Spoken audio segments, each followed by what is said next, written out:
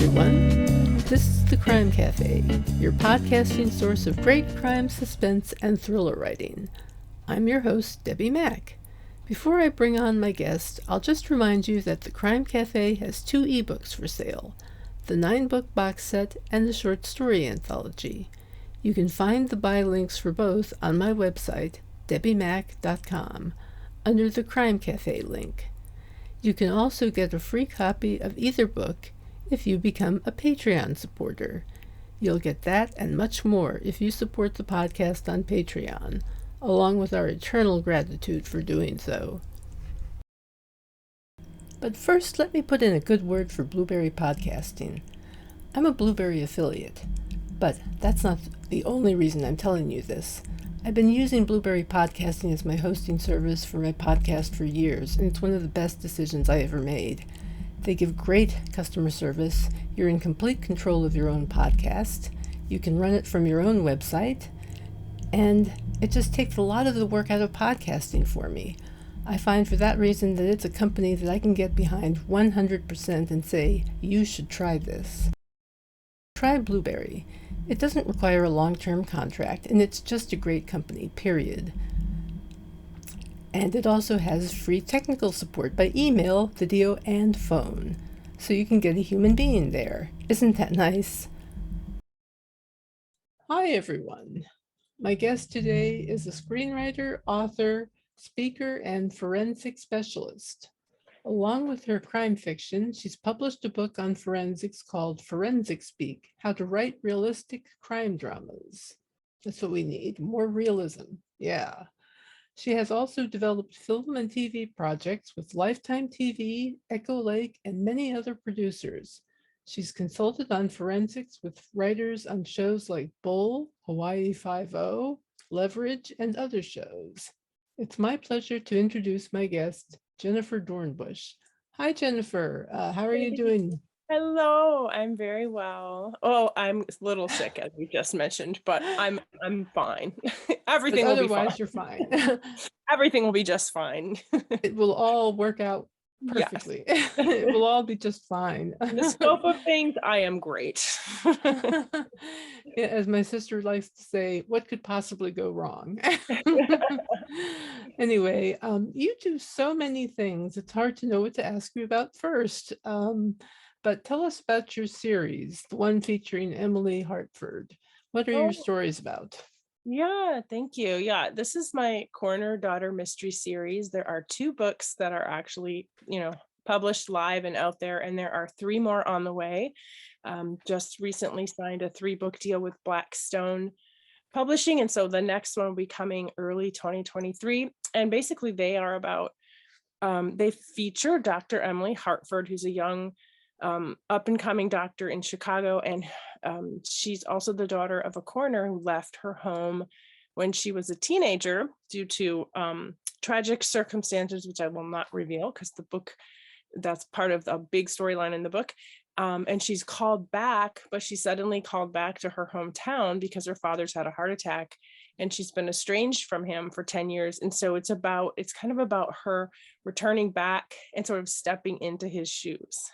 In a way, basically doing death investigations in a way she never expected to, for her a life to turn in that direction. I never expected to come back home. So yeah, she's basically trying to run murder mysteries while also, contemplating her medical career in the big city, and that's her story. Is the first book The Coroner? The first book is The Coroner. The second book is Secret Remains. And the whole series is called The Coroner's Daughter. So right. Yeah, because I just started reading the first one, and I was pulled right in actually by the scenario. Which she has to go do this surgery, and she seems so nervous. Yes. Yeah. So she's like really this brilliant surgeon, and has, just got engaged, has this great fiance, but then there's this hometown sweetheart that's sort of the love that, got away. So yes, emotionally too, it's going to be a series about her being really torn between 2 places, and helping people yeah, in the surgery room or helping people solve mysteries. So Wow, that's excellent. It sounds like you have a plan for this series. You've got books 3 to 5 planned to be released starting next year. yeah, Is there a story arc that works its way through the series? there will be, absolutely, because there's every book will be its own murder mystery, of course. And where she gets pulled in various ways into these mysteries and why she has to work on them.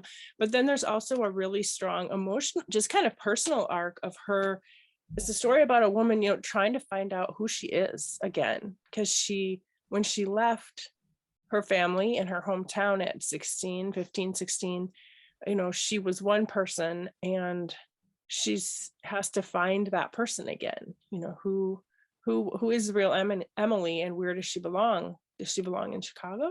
Does she belong in this small town, or this area, doing the things she sort of grew up doing with her alongside her father that she loved? Does she marry the cool, surgeon from Chicago? Does she marry the really awesome detective hometown hero kind of person? It's but it is really about her too, like going through. I think, there's that point in all of our lives, because when we meet her, she's like 27, 28, 29. She's kind of on that cusp where we all kind of look back and say, okay, who really am I? What am I doing with my life? How am I going to shape my life from here on out? And so she's at that point in her life where she's like, who am I? What am I going to do with all this? It's sort of like she has this great toolbox of skills. And I think a lot of us are fortunate enough to be faced with that when we have so many amazing things and opportunities and choices we could do, but what is the best thing for us to do? How are we going to make the most impact on the world, while also, fulfilling our purpose and our soul? That's great. It sounds almost like you have a great concept here for a television show, frankly. I hope so. We're working on it. So yeah, I was contracted last year with Lifetime TV to develop the first 2 books as movies. They're doing this thing what they call a movie wheel, which is almost like a movie of the week. It's like a series of movies. And so we're writing the first 2 right now, or we've written them, and we're kind of waiting to hear now from Lifetime if they're going to go ahead with them and what that looks like. And so we're kind of in a fingers crossed moment. Oh, wow. It's that production hell period. Gosh, I'll take, yeah, that pre-production or development hell. That's what we're in. Development hell. That's it. what we're Yeah. in. Thank Yes. you. Development purgatory. So, Exactly. Yes. Oh, I love those terms. oh goodness. So The whole idea of hell or purgatory going along with all this right. stuff. Right. I think it's been more like purgatory. It's actually been a really great experience working with Lifetime and the producers. And now it's just like we've delivered and we're waiting to get the green light. So, Well, I'll keep my fingers crossed for you. How did you end up writing screenplays? I understand you wrote them before you wrote novels. yeah, I've always been a writer. I always knew I was going to be a writer since I was a kid. But when I was in college, I started to study in Hollywood and really learn, understand the craft of film and TV making, and then kind of ran away from it for a while, came back to it 10 years later, and really, moved to LA, dove in, really started to study the screenwriting craft. So that's kind of where my first truly trained writing experience comes from. I love the medium of screenwriting. I really do. It really sharpens you as a writer. It really makes you think through story and plot and character. And then of course you have to be really succinct writer. Like it's funny because like as a novelist, it's always about how many words. The more words, the more words, the more pages. And as a screenwriter, it's the opposite. It's about, we can only have 100 pages. We can only have, it's always about cutting. So it it's really interesting how exercise is two parts of the brain. And I love them both. But yeah, my first many, I don't know, 15 plus years I spent writing screenplays. So yeah. I think it's great training for writing novels, frankly, because It is. you really learn about how to create characters and believable dialogue and what's needed and what isn't. And I mean, as far as novels go, you can just expand on what you've got after you've got the screenplay, you know? Right, right. It's so true. I find I never have any problem writing dialogue. It's like writing screenplays, you start to hear those voices all the time. You're just living with that. And it's really true. I'm really grateful for my screenwriting training. And I think it makes you a very visual writer. I know people have read my work and said, oh my goodness, I can picture this. It read so fast. I can picture what's happening as if it's a movie. I'm like, there's a reason for that. Absolutely. I think, well, what kind of schedule do you keep for writing novels versus screenplays? How do you divide your time? Because I find it's a struggle. I do both also, but not Yeah. nearly as successfully as you do. I keep a writing schedule in general. And so I'm a very business-minded individual. I just do I do my 9 to 6 or 7, schedule. I keep business hours, and I try to take my weekends off, and I try to keep work and home, separate, because I think it's healthy. And so for me, it's just like whatever projects are on my plate is what gets worked on.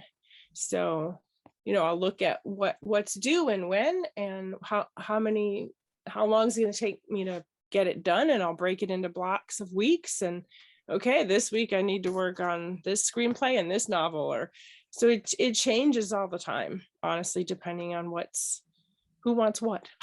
So, It helps to be flexible when you do this stuff. yeah. But Yeah. as you said, to keep a schedule as far as writing goes, Mm-hmm. that Yeah. discipline is very important. Very important.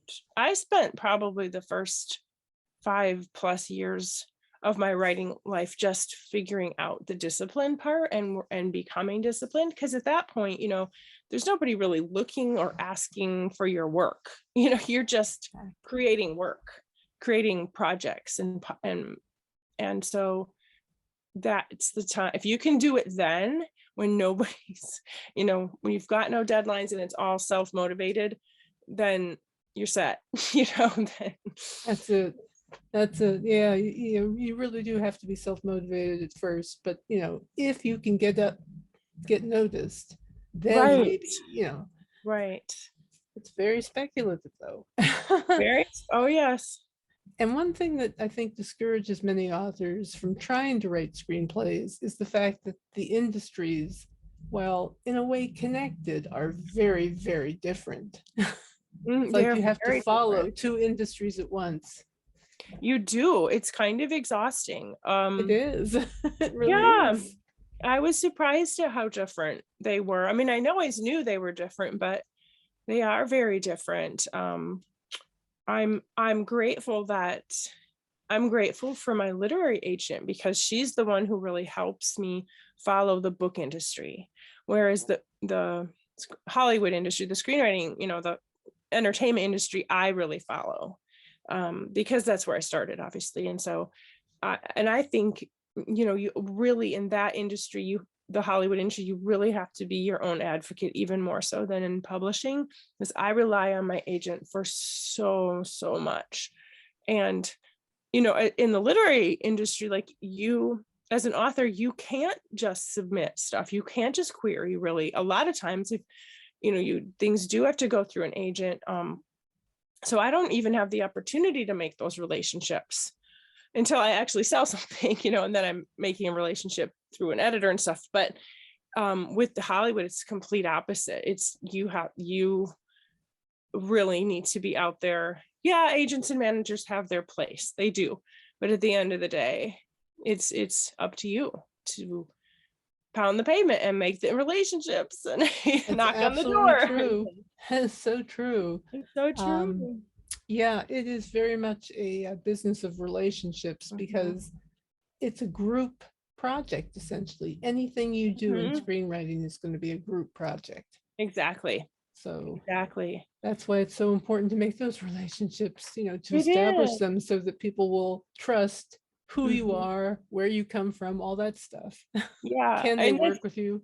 exactly. It's so true. And like being a part of a team, like now that I've been working on this Lifetime project, I mean, I've been a part of this team that now for probably at least 2.5 years, these producers, and then we added a third. And then now Lifetime, it's just like, I've known, you really do become a team for a long time, years. So yeah, it's important Yeah, to be a team player. it's big, it's huge. And there are a lot of moving parts. Yeah. So what are you working on now?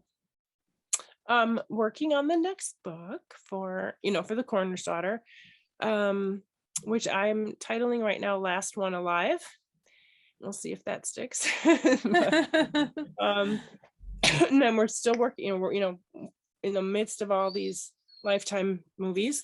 I'm actually working on 2 TV pilots, which are just speculative. They're just things that I'm personally working on with different entities, just to kind of have a little help. But one of them is based on a thriller I wrote called Hole in the Woods, based on a true crime thriller. So I'm developing that into a limited series. And the other one is actually not crime related at all, but just sort of a passion project I've had for about 20 years, and is more of a historical biopic. And yeah. I was going to ask you about your true crime thriller. Tell us a little about that. Yeah, so Hole in the Woods is based on a case that I followed for over 25 years, and from my hometown. It is fictional. The story is fictional, and there's a lot of the people and the circumstances that are very tied closely to what actually happened. And it follows, the story itself, the main character is kind of a fish out of water Detroit detective who's been called into this small town in Michigan to work on this cold case. And it's really not a whodunit, because everybody knows who done it, but they have never been able to capture these people.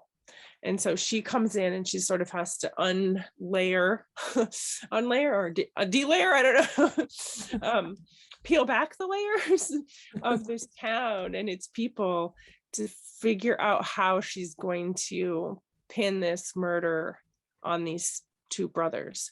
Because everybody, and if they actually did it, and who's involved, and were there more people involved? So anyways, kind of all these layers that she has to figure out. And it's really a story of people keeping secrets. And yeah. It's based on a true event? Yeah, it's based on a true crime, a true brutal murder, rape case that happened when I guess I would have been 18 at the time, and so was the gal who was killed. And yeah, I just followed her case and her story. I got to sit in on her trial about 6 years ago. No, 7. Oh my goodness, almost 7 years ago. They finally did catch the guys who did it and put them to trial. And yeah, it was pretty incredible case. I researched it for a long time, and it took me almost 5 years to write it. Wow. This is very emotional, and I tell it from a lot of different points of view. But it's very interesting. It has a very redemptive ending. So yeah. Well, that sounds interesting. Very interesting. What writers inspire you most? Oh my goodness, so many. And excuse my voice, because I've been struggling with a sore throat all week. Excuse me.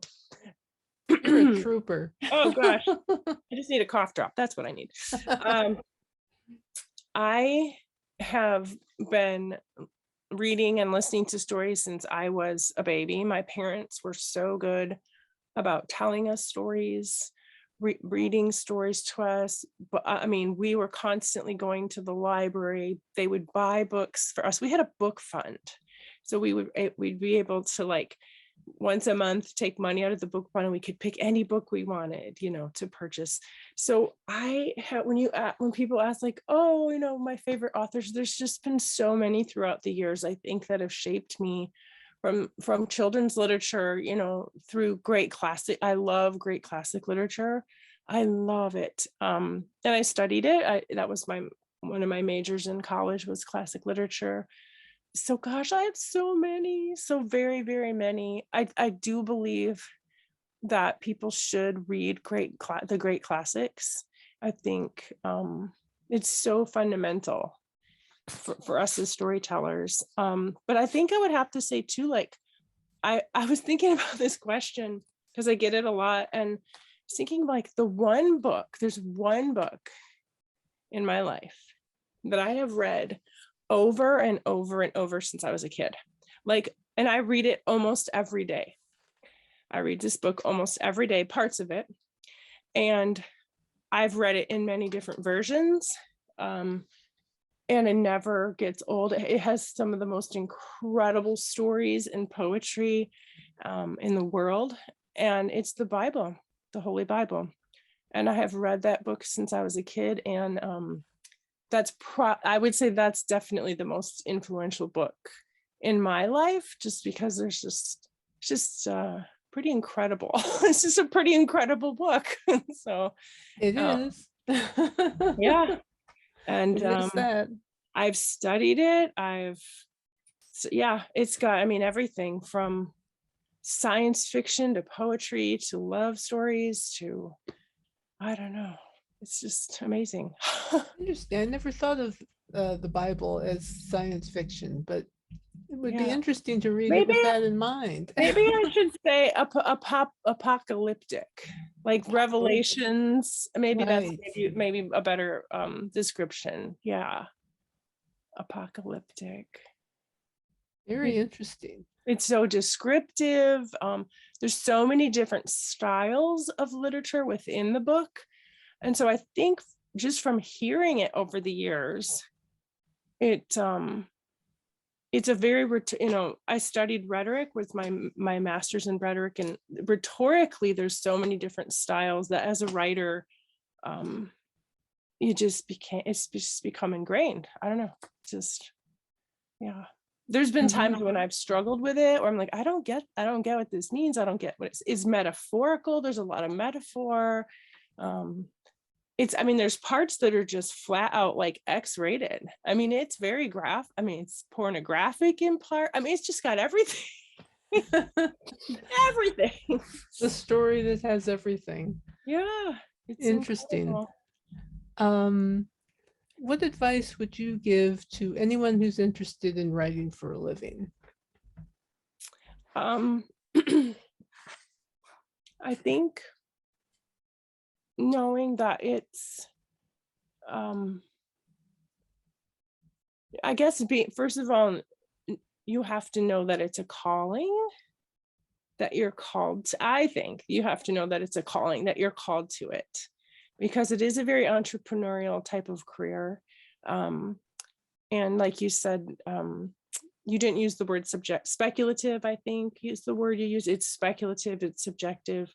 So you really, like any art, it isn't art, like sculpting or painting or dancing, or being a musician. I do believe you have to have a calling for it. And so make sure that, test that calling out. I did that a lot. I really tested my calling for a long time, to make sure it was true. And then, read and learn and write. I mean, there's kind of no like if you're a pianist, there's no substitute for playing the piano every day. It's kind of a no-brainer. That's what you do. So, yeah. How do you get to Carnegie Hall? Practice, practice, practice. Exactly. How do you get a published book? Right. That's it. Send. Send. Yeah, and never give up, and just never, ever, ever give up. That's it. Never give up. Yeah. Let's see. How did you end up consulting for television? I think that is so cool. A lot of the people, because I, lived in LA for 14 years, and a lot of my friends are writers. A lot of them write for film and TV. And so really it was just word of mouth, quite honestly. There's not like a want ad or anything for us. Really. Word got out that this is what I did, and people would call or email. So Again, it's about a function of networking. yeah. Let's see. Is there anything else you'd like to add before we finish up? Oh my goodness. No, it's just such a blessing to be a part of a community of writers and readers. And I think art is going to be the thing that really saves this world. So we all have to keep doing it. I love that thought. That is a great thought. Yeah. Thank you so much for being here today. Debbie, thank you so much for what you're doing. It's my pleasure. It really is. I love talking to authors. What can I say? I just want to remind everybody before I go that if you support the podcast on Patreon, you'll get access to downloads of both Crime Cafe ebooks, the 9-book box set and the short story anthology. You can also buy them from any major retailer. So please consider checking out the Patreon page, and you'll see that patrons also get access to bonus videos and audio chapters of my work if you contribute at a certain level. On our next episode, I will have Robert McCall. And until then, take care and happy reading.